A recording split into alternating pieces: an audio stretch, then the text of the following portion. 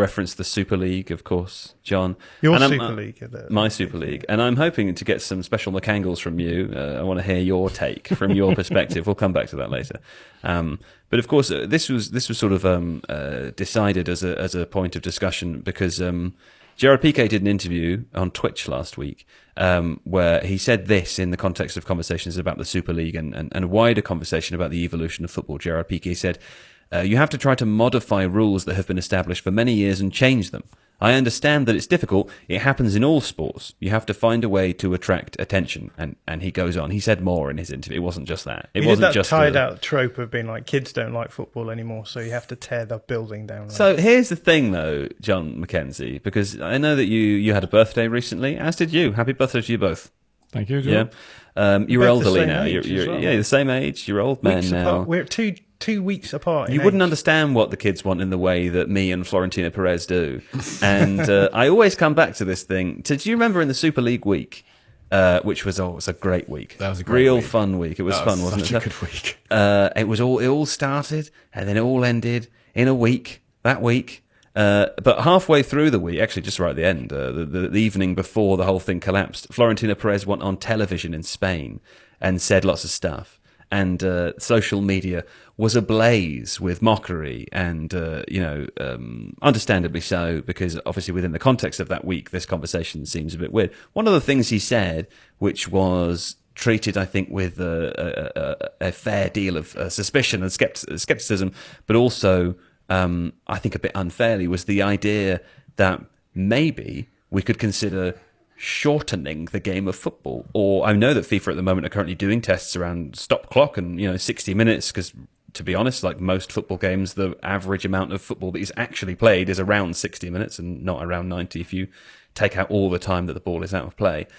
I personally don't think that's a terrible idea. I understand why he was ridiculed in that moment, and I understand that kind of message shouldn't really be coming from someone who's trying to spearhead an operation to, take lots of money away. If you do that, the game's still the same length. Sure. No, but I said the stopwatch thing is not right, what, okay, not what I'm 60 necessarily minutes, suggesting. But I'm just saying but that's something that FIFA... It's like in US sports, right, where you have 4 quarters of 15 minutes and it ends up being 8 hours long. Why? Because of all the fluff in between. Isn't the argument that the games are currently 90 minutes long, but you only play 60 minutes? Yeah. So if you had a stop clock and played for 60 minutes, it would still end up being around 90 minutes long. Yeah, but you'd have way less wasted time within the game. Would you? Yeah, the game. I'm not saying it doesn't mean that the game itself. And also, Florentino. Just to be clear, I think you've conflated 2 different things. Florentino Perez wasn't suggesting the stopwatch idea. Yeah. He was opening the conversation around changing the amount of Yeah. time that a game is on for. The stopwatch thing is just something that's being tested and trialled by FIFA at the moment on a separate point. It just happens to relate to the duration of a football match. I think people shouldn't be afraid of having conversations about changing football. That's my fundamental point would be that. Yeah, people in football, they like things to stay the way they have always been, but a lot of things are just the way they are because that's how they are. There's no logic or reason to it. Well, in fact, there's something that features it. Let me just grab a prop. Bear with me. That features in How to Watch Football, the incredibly thick and weighty, wonderful weighted thick? book. It's very thick with 2 C's. It's got a delicious bottom on it. But, like the Premier League table. Of the 52 rules that are in this book, all very high quality, one of them is about the reason that there are 11 players in a football team. Do you want to know why there are 11 players in a football team? I know, because you told me, because you like it. Yeah. Thanks for what is it? Well, great. You've taken all my energy. You can't just be a co-pilot, okay? You can't just support me in my... You know exactly what I want you to do in that. Let's try that again. All right. Do you want to know why there's... Yes, F*** you. Why there's 11 players in a game of football? Let's try it with John Mackenzie. John, do you want to know why there's 11 players on a football team? Absolutely not. You guys are the worst people. I was trying to set you up to do the bit. I know exactly the cadence you're saying. I'm doing the bit now. Oh, sorry. If you The take reason longer, I'm is just that gonna there's find 11 it out. players on a football team is because there's no reason. Because it doesn't matter. Because they decided once in the past, and now that's it. The reason the goals are the size they are, even though people are taller than they were in the past. Why? Because they decided that 150 years ago, and now that's what it is. The reason that the Ds are there, and all the different lines are there. Why? Because they decided in the past, and now that's how it is. And it's like, it makes me think of the without wanting to get too political, it makes me think of people always saying, oh, you can't change the amendments to the Constitution. They're already amendments. Like, what? Because something was decided 350 years ago. It's what the wise people lived back then, and we're all stupid, and we can't be trusted to have a conversation about how long a football game should be. It's insane. I'm not saying it should change. I just hate it when we all close down the conversation because we're afraid of bad change. The Gerard Ford quote is that if people asked him if you asked people what they wanted, they'd say a faster horse. And so he invented the car. Not the car. Yeah. The car. I mean, I agree with you, but I do also think that the context matters here. And the context here is that people want to make more money in football. Yeah. And so the way that they're doing that is by trying to argue that they're modernising the game, when really what they're doing is implementing plans to make more money and then using these to back For sure. I don't support the Super League, people. You just came up with the Super League on your own a minute ago.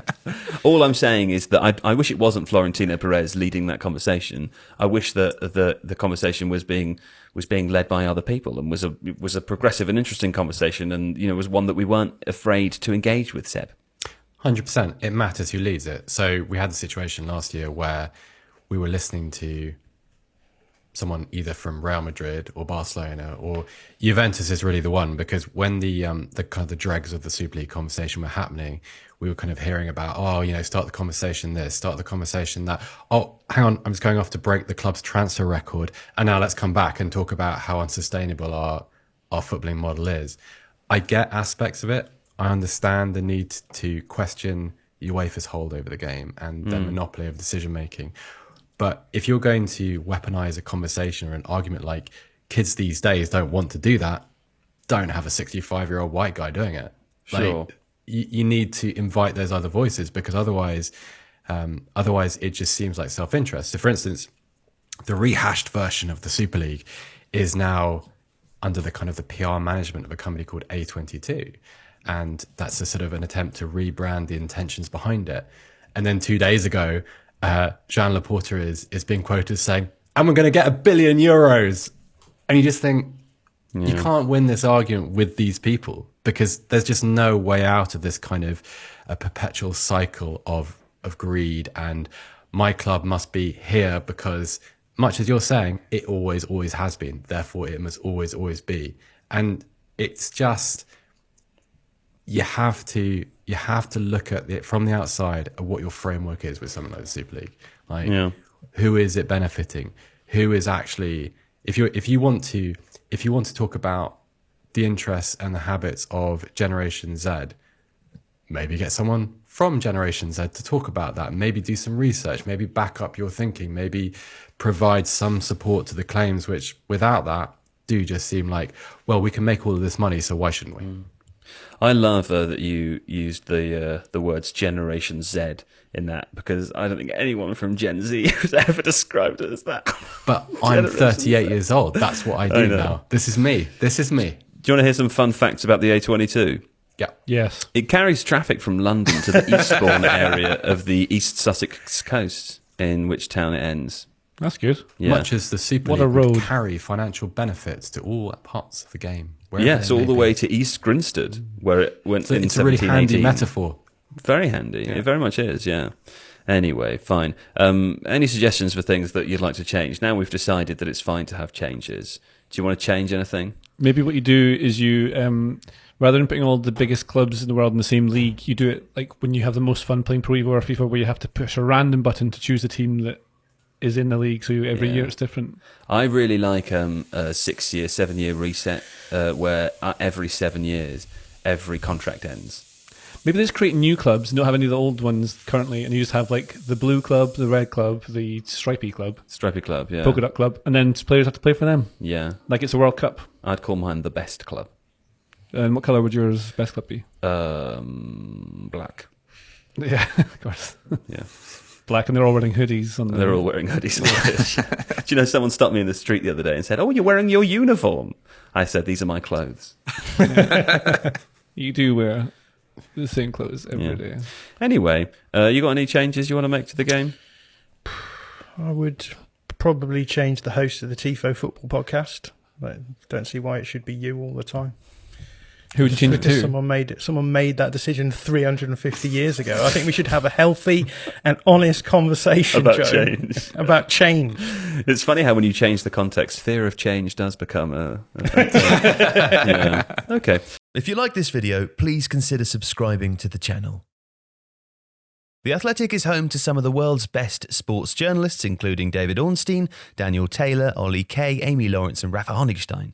There are journalists dedicated to each Premier League team, so every fan gets the coverage they deserve, not just the big clubs. And you can try it for free now for 30 days. See the link in the description.